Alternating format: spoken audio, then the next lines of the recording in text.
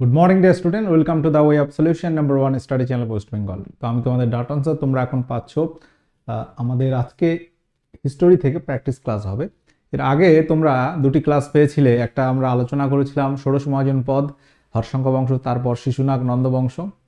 কিন্তু তারও আগে একটা ক্লাস আমি নিয়েছিলাম ইতিহাস থেকে ওভারঅল প্র্যাকটিস। তো দুটো ক্লাস থিওরি হয়েছে, আবারও একটি প্র্যাকটিস ক্লাস আমরা আজকে আলোচনা করব ইতিহাস থেকে। প্রত্যেকে যারা ক্লাসে কানেক্ট হয়েছে, আমাদের যে জানুয়ারি মাসের ক্লাস রুটিন আছে এক ঝলকে দেখে নেবে। সকাল 7টা থেকে আমার ক্লাস তোমরা পাচ্ছ দ্য ওয়ে অফ সলিউশন। এবং আমাদের বিভিন্ন যে ব্যাচগুলো আমরা করাচ্ছি TWS একাডেমি অ্যাপে করাচ্ছি। এই অ্যাপ তোমরা প্লে স্টোর থেকে ডাউনলোড করতে পারবে এবং সেখানে তোমরা যে ব্যাচগুলো দেখতে পাবে, নতুন যে ব্যাচগুলো আছে, আমাদের কম্বাইন্ড ফাউন্ডেশন ব্যাচ, WBPKPর নতুন ফাউন্ডেশন ব্যাচ শুরু হয়েছে, NTPC গ্রুপ ডি এর 26 সালের batch, upper primary batch, WBSSC group C এর batch, SSC GD foundation batch, অনেক ধরনের ব্যাচ কিন্তু অ্যাভেলেবেল রয়েছে। প্রত্যেকে যারা ক্লাসে আছো একটু বিষয়টা তোমরা দেখে রাখো, যদি প্রয়োজন হয় অবশ্যই তোমরা নেবে। আচ্ছা, তো আমরা MCQ প্র্যাকটিস করব বিভিন্ন রকম প্রশ্ন, ইতিহাসের প্রাচীন যুগ, মধ্যযুগ, আধুনিক যুগ থেকে। যারা নতুন আছো অবশ্যই কোশ্চেন যেগুলো অজানা থাকবে নোট করতে হবে। কিতাবুল হিন্দ এটি কার রচনা? Al Masudi, Al Biruni, Sulaiman. Option D, none of this. তো এখানে আমরা সঠিক উত্তর কোনটি করব? প্রত্যেকে অ্যান্সার করবে। সঠিক উত্তর কি হবে বলো? কিতাবুল হিন্দ এটি কার রচনা? উত্তর হবে আল বেরুনি। অপশন বি এখানে রাইট অ্যান্সার হয়ে যাবে। পরবর্তী কোশ্চেন আসবো, মেঘদূত এর লেখক কে? তো ঐতিহাসিক বিভিন্ন গ্রন্থ এবং তার লেখক, সেগুলো থেকে কিন্তু পরীক্ষায় প্রশ্ন আসে, আমাদের সেগুলো আলোচনা এখানে হচ্ছে। যেগুলো তোমরা অজানা নোট করবে, যারা অবশ্যই জানো ঠিক আছে। মেঘদূত এর লেখক হচ্ছে কবি কালিদাস রচিত। বিশাখ দত্তর লেখা উল্লেখযোগ্য বই কি আছে? নাটক আছে দেবী চন্দ্রগুপ্ত মুদ্রা রাক্ষস নাটক। মুদ্রা রাক্ষস এই নাটকটি রচনা কে করেন? দেবী চন্দ্রগুপ্তম নাটক। এটাও কিন্তু আমরা দেখব বিশাখ দত্তের রচনা। চাণক্য বা কৌটিল্যের অর্থশাস্ত্র।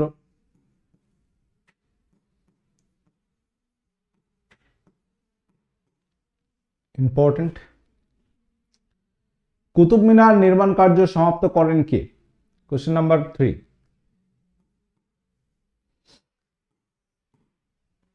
কুতুব মিনার নির্মাণ কার্য সমাপ্ত করেন কে? Option A Qutubuddin Bakhtiyar Kaki, Iltutmish, Nasiruddin Qubacha, Qutbuddin Aibak.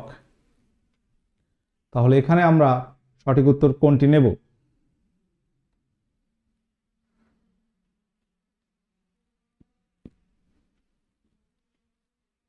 কুতুব মিনার নির্মাণ কার্য শুরু কে করেন? শুরু করেছিলেন কুতুবউদ্দিন আইবক, তিনি শুরু করেন এবং এটি কমপ্লিট করেছেন ভুল হচ্ছে ইলতুৎমিশ। ইলতুৎমিশ এটা কমপ্লিট করেছেন তার জামাই।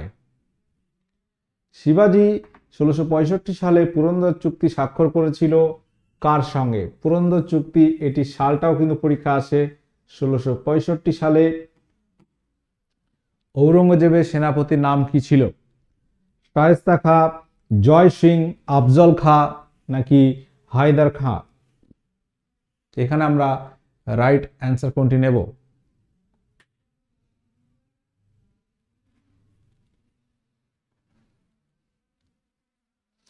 সঠিক উত্তর হবে option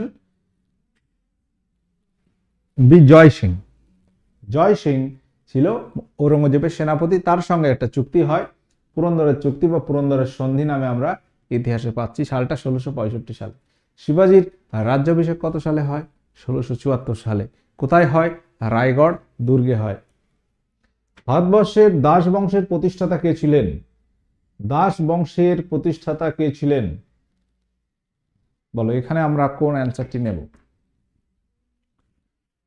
option A Mahmud, option B Muhammad Ghori, Qutbuddin Aibak, option D Iltutmish. দাস বংশের সূচনা আমরা যদি দেখি 1206 হয়। এই দাস বংশকে মামেলুক দাস বংশ বা ইলাবারি তুর্কি বংশ নামেও কিন্তু আমরা জানি, এটা আমরা মাথায় রাখবো। 1206 থেকে 1290 সাল পর্যন্ত দাস বংশের অস্তিত্ব ছিল ভারতের মোগল মানে সুলতানি যুগের। দাস বংশের পরে খলজি বংশ, খলজির পরে তুগলক, তুগলকের পরে সৈয়দ, তারপর লোদি বংশ, তারপর আসবে মুঘল সাম্রাজ্য। তো এখানে আমরা উত্তর করব অপশন সি, কুতুবউদ্দিন আইবক হচ্ছে প্রতিষ্ঠাতা এবং তার শাসনকাল হচ্ছে 1206 থেকে 1210।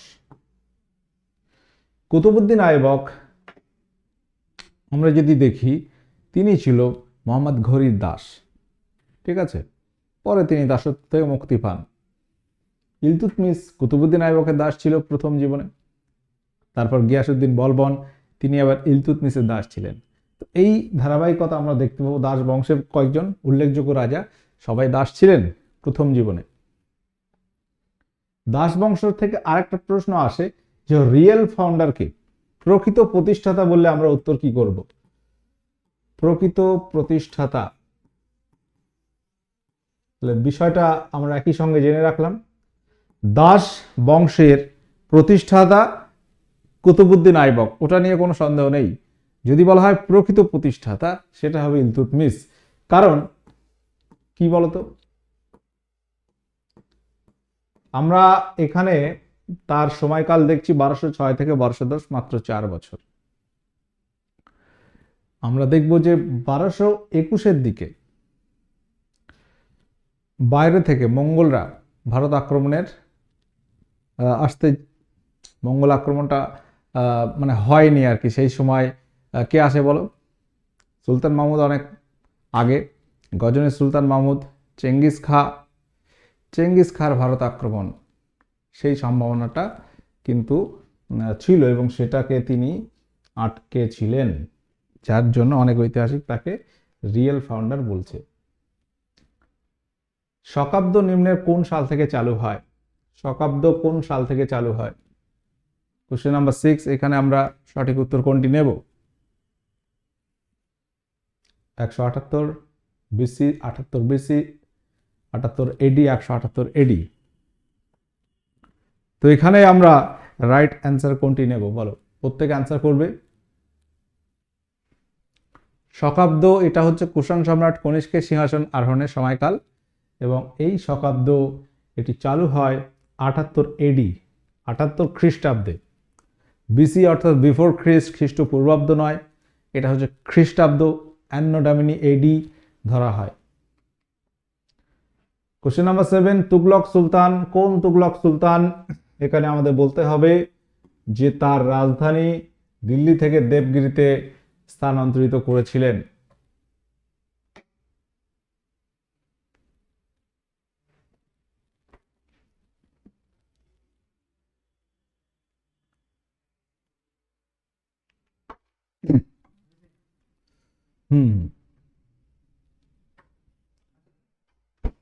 উত্তর হবে মোহাম্মদ বিন তুগলক।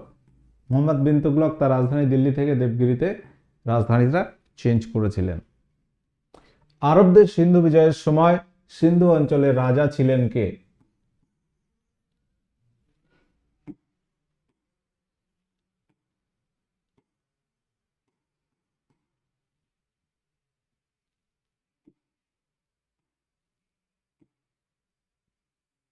সিন্ধু অঞ্চলের রাজা ছিল দাহির। অপশন বি এখানে সঠিক উত্তর হয়ে যাবে। যুদ্ধটা কবে হয়? 712। মোহাম্মদ বিন কাসিমের সঙ্গে সিন্ধু প্রদেশের রাজা দাহিরের সঙ্গে একটা খণ্ডযুদ্ধ হয়, যেটা আমরা জানছি, এবং সেখানে মোহাম্মদ বিন কাসিম জয়লাভ করেন। ভারতীয় প্রত্নতত্ত্বের জনক কাকে বলা হয়?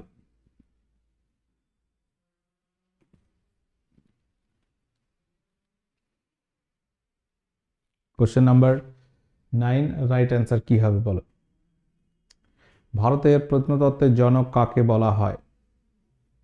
সঠিক উত্তর option A Alexander Cunningham, option B Mortimer Wheeler, option C Gordon Childe, option D John Marshall. Option A right answer হবে আলেকজান্ডার কানিংহাম। কোশ্চেন নাম্বার 10, কোন পাল রাজার সময় কৈবর্ত বিদ্রোহ হয়? দেখো এই যে কোশ্চেনগুলো হচ্ছে সবগুলো পরীক্ষায় আসা প্রশ্ন, কোনো না কোনো পরীক্ষায় এসছে কোশ্চেনগুলো। এগুলো আমাদের বারবার রিভিশন করতে হবে, যাতে করে কোশ্চেনগুলো কোনো কারণে আমরা পরীক্ষা ভুল না করে আসি। পাল রাজা, বাংলার পাল বংশ, প্রতিষ্ঠাতা গোপাল, তাই তো? আচ্ছা, পাল বংশে এই কৈবর্ত বিদ্রোহ হয়েছিল দ্বিতীয় মহিপালের সঙ্গে, দিব্যক বা দিব্য তাদের বিরুদ্ধে।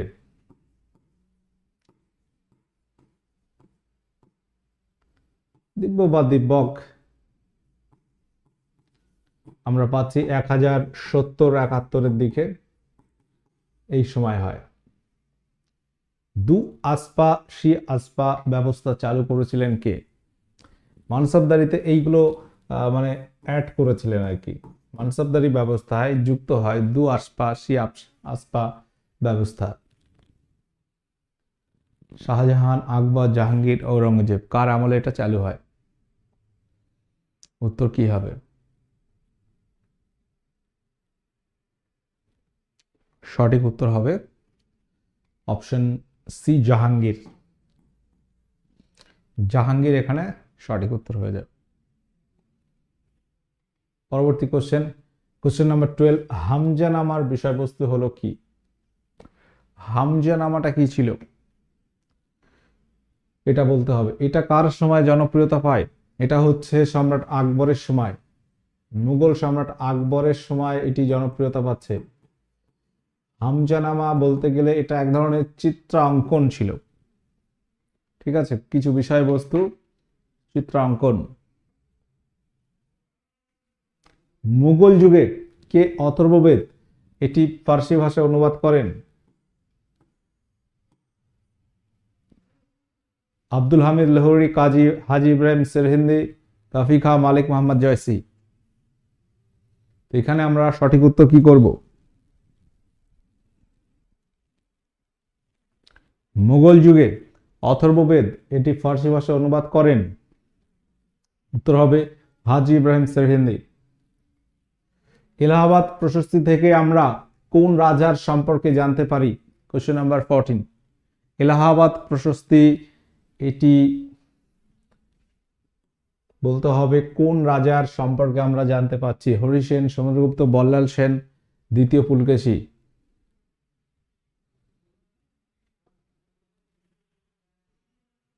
তো এখানে সঠিক উত্তর কি হবে প্রত্যেকে বলবে?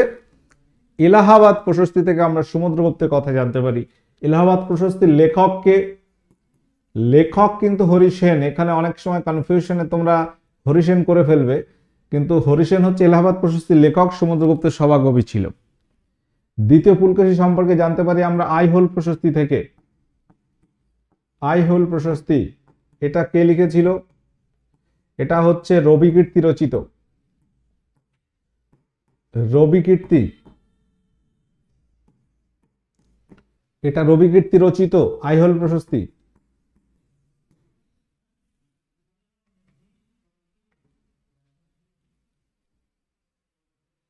কোশ্চেন নাম্বার 15, ঋগ বৈদিক যুগে, ঋগ বৈদিক যুগে নিম্নের কোন মুদ্রা প্রচলিত ছিল? অপশন এ মনা নেস্ক, option B Subarna, option C Narayani, option D কৃষ্ণাল। সঠিক উত্তর কি হবে? ঋগ বৈদিক যুগে সব থেকে বেশি প্রচলিত যে মুদ্রার কথা আমরা জানতে পারি মনা এবং নেস্ক। অপশন এ সঠিক উত্তর হবে। কোশ্চেনগুলো কিন্তু পরীক্ষা আসা প্রশ্ন। আকবরদের অভিজাতদের মধ্যে কে আফগানদের দমন করার জন্য মুঘল অভিযানগুলির মধ্যে একটিতে আফগান বিদ্রোহীদের দ্বারা নিহত হন? এখানে আমরা কোন অ্যান্সারটি নেব? টোডরমল, মানসিং, বীরবল নাকি ভগবান দাস? টোডরমল আকবরের ছিল রাজস্ব মন্ত্রী, মানসিং সেনাপতি ছিল, বীরবল তার সভাকবি ছিল। তো বীরবল, যার প্রকৃত নাম কি বলতো? প্রকৃত নাম হচ্ছে মহেশ দাস।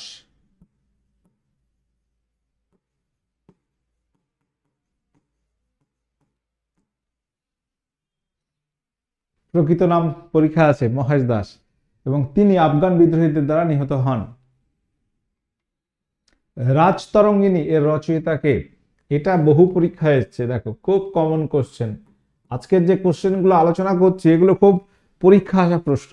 বহুবার এসছে, যে কোনো পরীক্ষা তুমি খুলে দেখো, কয়েকটা বছরের মধ্যে এই কোশ্চেনটা পাবে। এবং এই রাজতরঙ্গিনীতে কি আছে, এখানে বিষয়বস্তু হচ্ছে কাশ্মীরের ইতিহাস। কাশ্মীরের ইতিহাস আমরা পাচ্ছি রাজতরঙ্গিনীতে। এটা হচ্ছে কলহন রচিত, কবি কলহন রচিত রাজতরঙ্গিনী। হেরোডোটাস, যাকে ইতিহাসের জনক বলা হয়, মেগাস্থিনিস, যিনি ইন্ডিকা বইটি লিখেছেন, ইন্ডিকা। আল-বিরুনি, আমরা প্রথমে দেখেছি তহকিক ই হিন্দ বা কিতাবুল হিন্দ বইটির লেখক। কোশ্চেন নাম্বার 18, তারিক ই ফিরোজ শাহী, তারিক ই ফিরোজ শাহী গ্রন্থটির রচয়িতা কে? এটা কিন্তু বহু পরীক্ষা এসছে কোশ্চেনটি, যে কোনো পরীক্ষায়। এই যে ক্লাস আগেও এই টপিক বা ইতিহাসের আমরা প্র্যাকটিস ক্লাসে এরকম প্রশ্ন করিয়েছি, এগুলো কিন্তু খুব ইম্পর্টেন্ট। তারিক ই ফিরোজ শাহী বইটি রচনা করেছেন জিয়াউদ্দিন বারনী। আর একটা রয়েছে ফুতুয়া ই ফিরোজ শাহী, এটি কে লিখেছেন? ফুতুয়া ই ফিরোজ শাহী।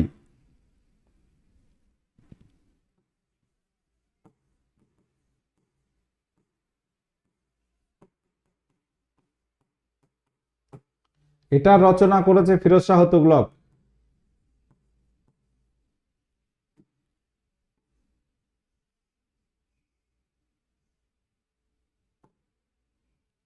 ফুতুয়াই ফিরোজ শাহী, এটা হচ্ছে ফিরোজ শাহ তুগলক রচিত, এবং এটি ফিরোজ শাহ তুগলকের আত্মজীবনীমূলক গ্রন্থ। তারিক ই ফিরোজ শাহী, এটাও কিন্তু ফিরোজ শাহ তুগলক পর্যন্ত আলোচনা রয়েছে। ফিরোজ শাহ তুগলক,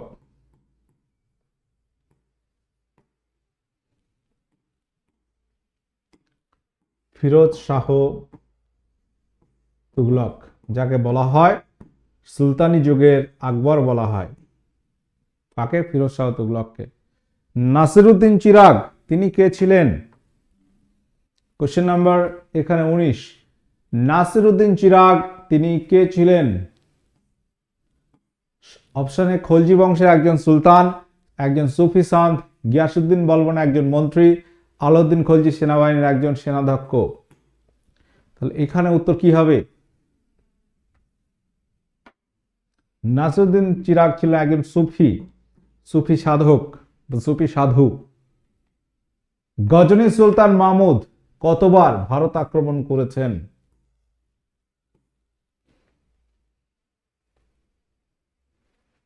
গজনী সুলতান মাহমুদ কতবার ভারত আক্রমণ করেন? সঠিক উত্তর কি হবে এখানে?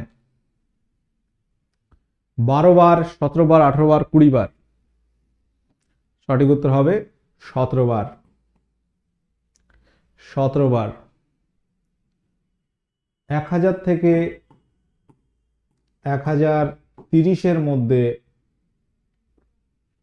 1000 থেকে 1030 সালের মধ্যে তিনি 17 বার ভারত আক্রমণ করেন। এর মধ্যে সোমনাথ মন্দির লুণ্ঠন করেন একবার, মানে ইম্পর্টেন্ট হচ্ছে সোমনাথ মন্দির লুণ্ঠন, ওখানে বহু ধনসম্পদ ছিল। আচ্ছা, কোশ্চেন এখানে তোমরা দেখছো, এবং আমাদের যে ব্যাচগুলো চলছে, প্রথমে আমরা বলেছি যে আমাদের যে অ্যাপে এই ব্যাচগুলো কিন্তু অলরেডি ক্লাস শুরু হয়েছে, যে কিছু ব্যাচ চলছে অলরেডি আগে থেকে, এবং নতুন ব্যাচের মধ্যে আমাদের ডাব্লিউবিপির ফাউন্ডেশন ব্যাচ রয়েছে, একদম নিউ ব্যাচ, এনটিপিসি গ্রুপ ডির ব্যাচ, এসএসসি জিডির ফাউন্ডেশন, কম্বাইন্ড ফাউন্ডেশন ব্যাচ, এগুলো নতুন ব্যাচ কিন্তু আছে। কোন বছর মোহাম্মদ বিন কাসিম সিন্ধু দখল করেন? এই কোশ্চেনটা আমরা আলোচনা করেছি। সিন্ধু প্রদেশে কোন রাজা ছিল সেই সময়? দাহির ছিল, তার সঙ্গে যুদ্ধ হয়, মূলত একটা মশলার জাহাজ তাদের চুরি হয়ে যায়। কাদের? মোহাম্মদ বিন কাসিম। সেই সময় আরবদের সঙ্গে ভারতীয়দের ব্যবসা বাণিজ্য ছিল, দক্ষিণে কেরালার উপকূল থেকে মশলা নিয়ে তারা আরবে নিয়ে যেত। সেখানে সিন্ধুতে একটা স্টপেজ ছিল, সেখানে দাঁড়াতে হতো, এবং সেখানে একটা জাহাজ লুণ্ঠন হয়। কাদের? আরবদের। তখন আরব রাজা হজ্জাজ ছিল সেই সময়, এবং তার সেনাপতি মোহাম্মদ বিন কাসিম তাকে পাঠায় যে ওই জায়গাটাকে অ্যাটাক করতে, যেহেতু ক্ষতিপূরণ তারা দেয়নি। সিন্ধু প্রদেশের রাজা দাহির তার সঙ্গে যুদ্ধ করে, এবং তারা সিন্ধু দখল করে 712 সালে। কোশ্চেন নাম্বার 22, নিম্নলিখিত ব্যক্তিদের মধ্যে কে জাহাঙ্গীরের রাজসভায় এসেছিল? মুঘল সম্রাট জাহাঙ্গীরের রাজসভায় এসেছিল কে? Niccolo Conti, Francois Bernier, sir Thomas রথসেলস, নিকিতন। তাহলে এখানে আমরা কোন অ্যান্সারটি সঠিক নেব? দেখো, পড়তে হবে, প্র্যাকটিসও করতে হবে একই সঙ্গে। আমরা প্রাচীন ভারতের ইতিহাস থেকে 2টি ক্লাস নিয়েছি, আরও কিন্তু নেব। তোমরা ক্লাসগুলো দেখতে থাকো, সব রকমভাবে তোমাকে কিন্তু ক্লাসগুলো করানো হচ্ছে যাতে তোমাদের বিষয়বস্তু, এখানে অনেক বিষয় রয়েছে এবং সেইগুলো তোমাকে কোনটা জানো না তুমি কিন্তু বুঝতে পারছো। স্যার টমাস রো, আরেকজন ছিল কে বলতো, যাকে ইংলিশ খান বলা হতো? উইলিয়াম হকিংস, যাকে ইংলিশ খান উপাধি দিয়েছিল জাহাঙ্গীর, তারা কিন্তু জাহাঙ্গীরের সময় এসেছিল ভারতে। নিকোলো কন্টি, ফ্রাঁসোয়া বার্নিয়ে, নিকিতন, তারা সে বিজয়নগর বাহমনি সাম্রাজ্যের সমসাময়িক, তারা ভারতে এসেছিল বহু আগে। কোন মুঘল সম্রাট, বলো, আগ্রা থেকে দিল্লিতে রাজধানীটাকে শিফট করেন? আগ্রা টু দিল্লি রাজধানী স্থানান্তরিত করেছিলেন কোন মুঘল সম্রাট? জাহাঙ্গীর, ঔরঙ্গজেব, শাহজাহান নাকি বাহাদুর শাহ? তাহলে এখানে আমরা কোন অ্যান্সারটি সঠিক নেব?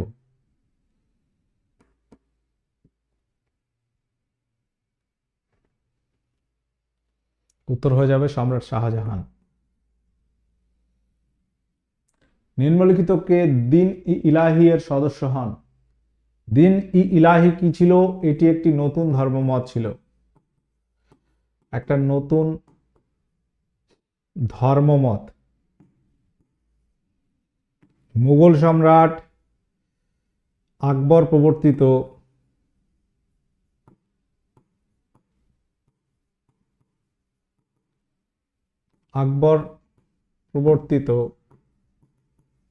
নতুন ধর্মমত হচ্ছে দিন-ই ইলাহি। এখানে অল্প কয়েকজন সদস্য হয়েছিল, তার মধ্যে একমাত্র হিন্দু সদস্য হচ্ছে বীরবল, তার সভাকবি সদস্য হন। কোশ্চেন নাম্বার 25, বাহমনি রাজবংশের প্রতিষ্ঠাতা কে ছিলেন? বিজয়নগর বাহমনি কোন সময় গড়ে ওঠে? সেই তুগলক বংশের সময়ে, যখন মোহাম্মদ বিন তুগলকের শাসনকাল চলছে, দক্ষিণ ভারতে 2টি স্বাধীন সাম্রাজ্য গড়ে উঠছে, একটি বিজয়নগর আর একটি বাহমনি রাজবংশ।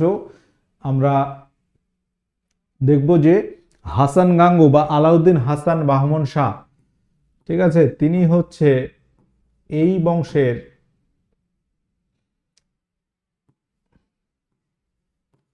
প্রতিষ্ঠাতা,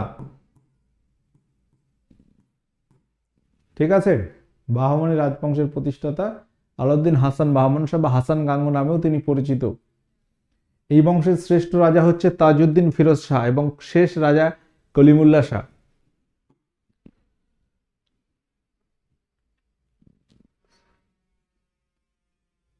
শ্রেষ্ঠ রাজা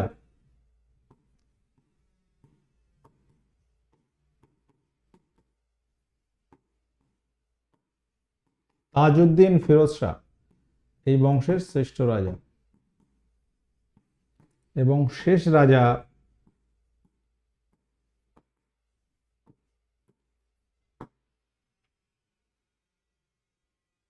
কলিমুল্লাহ শাহ।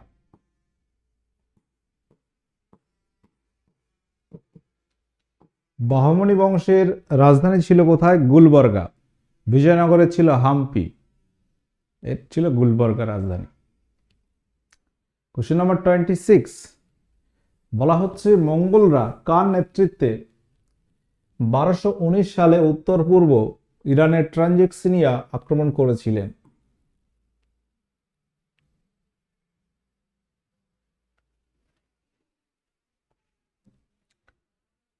পৃথিবীর ইতিহাসে একটা দুর্ধর্ষ রাজা, তার নাম হচ্ছে চেঙ্গিস খাঁ। অ্যাকচুয়ালি নাম চেঙ্গিস খাঁ, ঠিক আছে। তো চেঙ্গিস খাঁ সেই সময় ভারত আক্রমণের সিচুয়েশন তৈরি হয়েছিল। এরপরে 1221 সালে চেঙ্গিস খাঁ ভারতে আসে তার শত্রুকে খুঁজতে খুঁজতে, এবং সেখানে ইলতুৎমিশ বিভিন্ন উপহার দিয়ে তাকে খুশি করে বিদায় করে দেয়, নয়তো ভারতের সুলতানি যুগের অস্তিত্ব হয়তো আর থাকতো না।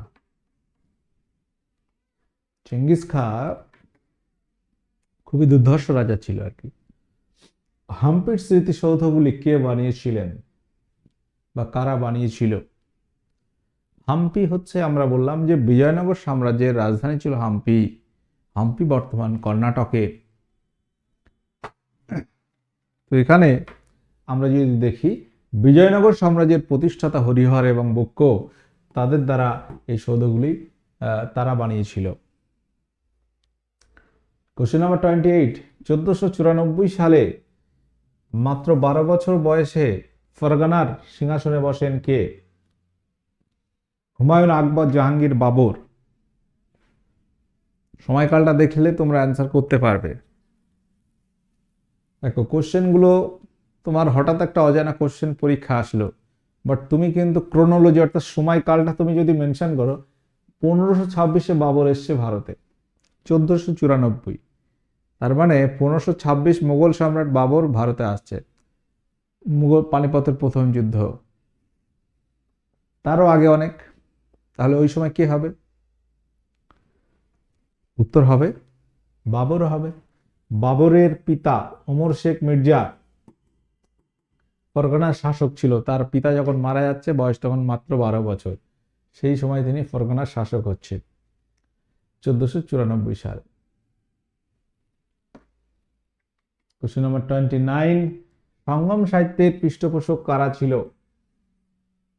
উত্তর কি হবে বলো? সঙ্গম সাহিত্যের পৃষ্ঠপোষক কারা ছিলেন? নায়ক, চান্দেল্য, পাণ্ড্য, সোলাঙ্কি। কোন রাজারা ছিল? উত্তর হবে অপশন সি, পাণ্ড্য রাজারা সঙ্গম সাহিত্যের পৃষ্ঠপোষক ছিলেন। ভারতে কোন কোন শিল্পকলার সংমিশ্রণে গান্ধা শিল্প গড়ে উঠেছিল? কোশ্চেনটা তোমরা আজকে হোমওয়ার্ক করবে। তো টোটাল 30 কোশ্চেন এখানে আছে, এবং যে কোশ্চেনগুলো পরীক্ষায় বহুবার এসছে, ঠিক আছে, যে কোশ্চেনগুলো পরীক্ষায় বহুবার এসছে। তো তোমরা আমাদের ক্লাসগুলো দেখতে থাকো। ফ্রি ক্লাস পেতে সাবস্ক্রাইব করে সাথে থাকো, এবং TWS একাডেমি অ্যাপে আমাদের পেড কোর্স করানো হচ্ছে, যদি প্রয়োজন হয় অবশ্যই জয়েন করতে পারো। তো আজকের সেশনটা প্র্যাকটিস হলো। আমরা আবারও থিওরি বিভিন্ন জায়গা থেকে আলোচনা করব ইতিহাসের। তোমরা ক্লাসগুলো দেখতে থাকো, আশা করি উপকৃত হবে। তো আজকের সেশন আমরা এখানে এন্ড করলাম। দেখা হচ্ছে পরবর্তী ক্লাসে। ওকে, টাটা, বাই।